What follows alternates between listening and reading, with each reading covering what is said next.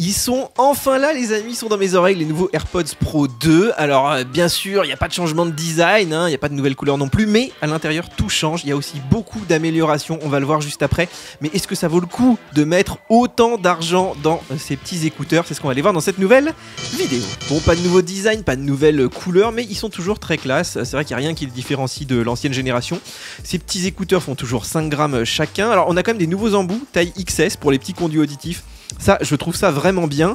Après, c'est vrai qu'il faut aimer les intras. Moi, je préfère les AirPods classiques pour tous les jours, mais quand vous voulez écouter du bon son, il n'y a pas le choix, les amis, faut des intras. Alors, ils ont enfin mis la fonction que j'attendais depuis des lustres sur les AirPods. C'est le fait de pouvoir changer le volume comme ça, en effleurant la tige de haut en bas ou de bas en haut. Il faut vraiment faire le geste complet pour que ça marche, mais ça marche très très bien. Il y a un petit coup de main à choper. Et ça, les amis, ça vous évite donc de passer par l'iPhone, de passer par Siri. Il était temps. Alors, vos AirPods, vous savez qu'ils peuvent appeler des assistants vocaux, mais est-ce que vous saviez aussi qu'ils peuvent lancer une session de ménage là, dans votre salon? Alors le Dream L10S Ultra, retenez bien son nom, c'est notre sponsor cette semaine et c'est sans doute le meilleur robot aspirateur le plus avancé au monde. Il a d'ailleurs fait fureur au dernier salon IFA de Berlin. Il aspire mais nettoie également les sols grâce à ces deux petites serpillères tournantes qui vont venir se sécher automatiquement lorsqu'il viendra se vider dans sa station de recharge. Alors d'ailleurs cette station embarque 2 bacs d'eau et du produit nettoyant, le tout étant particulièrement compact car étagé sur la hauteur. Une application cartographie automatiquement vos pièces aidée par un lidar situé au-dessus du robot.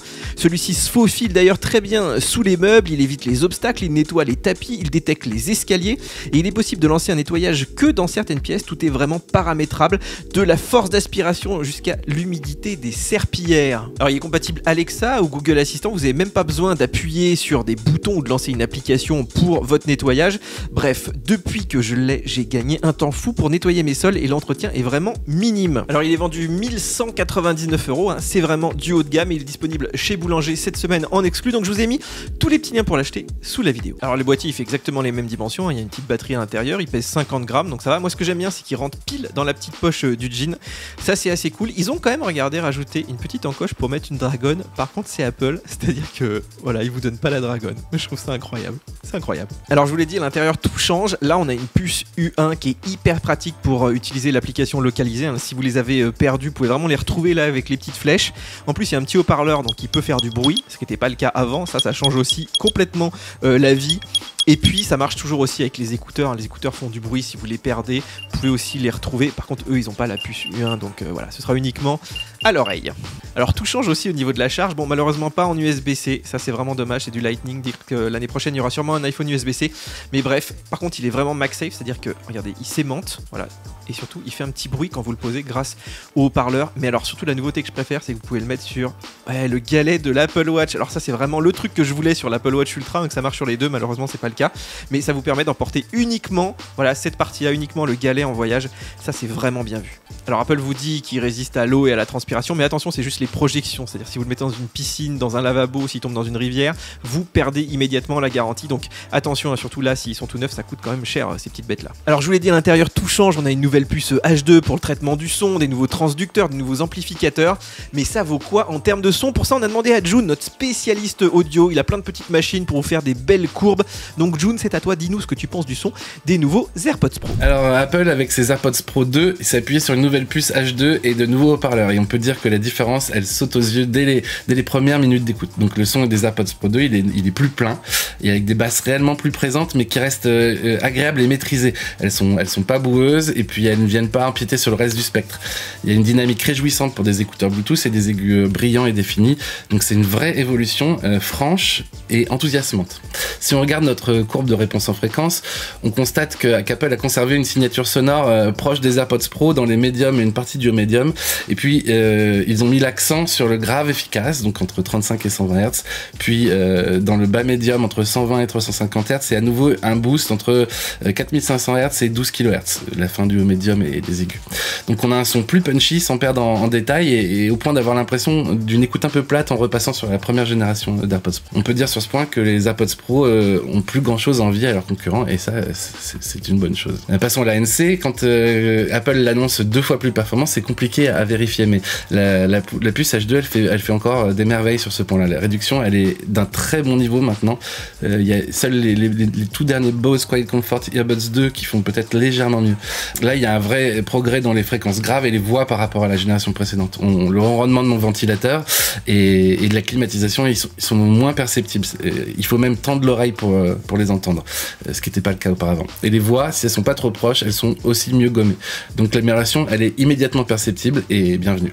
Pour le mode transparence des AirPods Pro, déjà ils survolaient la concurrence à mon humble avis, permettant d'oublier complètement tes écouteurs. Et donc là, Apple a modifié la façon dont sont traités les sons ambiants en fait. La transparence adaptative, un mode supplémentaire, c'est le nouveau mode transparence en fait. Et ça réduit le niveau des sons trop forts et lancinants, par exemple un train qui passe ou une tondeuse. Cette réduction de certains sons, alors que le mode transparence amplifie le reste, est faite intelligemment, c'est-à-dire que l'impact d'un nouveau son, il est parfaitement perceptible.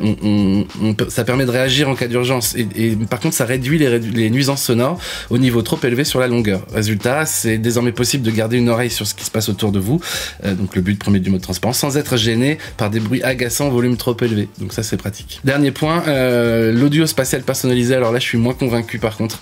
Une fois le profil effectué avec ton iPhone, ça t'offre un profil et ça Sony le faisait déjà. Et moi j'ai trouvé que ce rendu personnalisé était moins équilibré et plus agressif dans les aigus que celui de base. Donc ça rendait l'écoute prolongée fatigante pour moi. Donc je l'ai désactivé.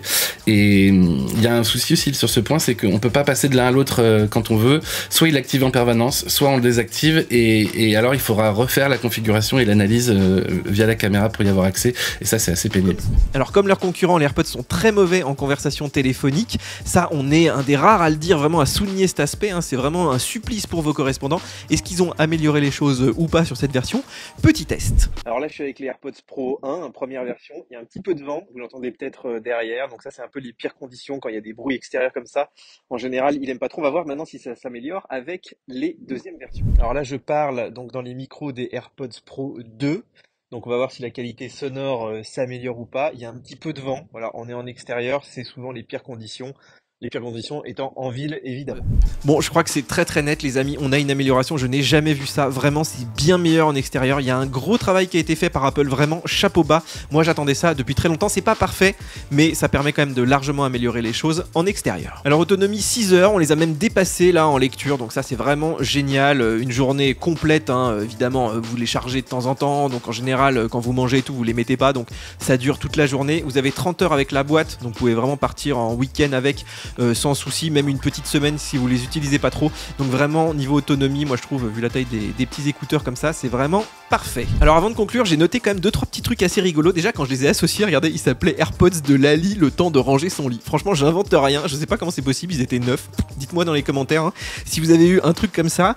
J'ai remarqué aussi que si vous mettez les anciens écouteurs dans la nouvelle boîte, il fait un petit son pour vous dire que c'est pas les bons, mais bon, ça a l'air de les charger, donc ça peut quand même dépanner. Si vous avez un iPhone 14 Pro comme moi, regardez, ils apparaissent dans la Dynamic Island. Donc ça c'est vraiment cool, hein, c'est très pratique pour y accéder donc rapidement, notamment changer la source sonore.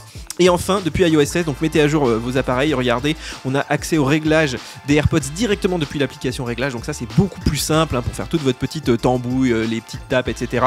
Donc ça c'est vraiment un très bon point de la part d'Apple. Bon après il y a un petit truc qui me dérange, je sais pas si vous avez vu le démontage d'iFixit.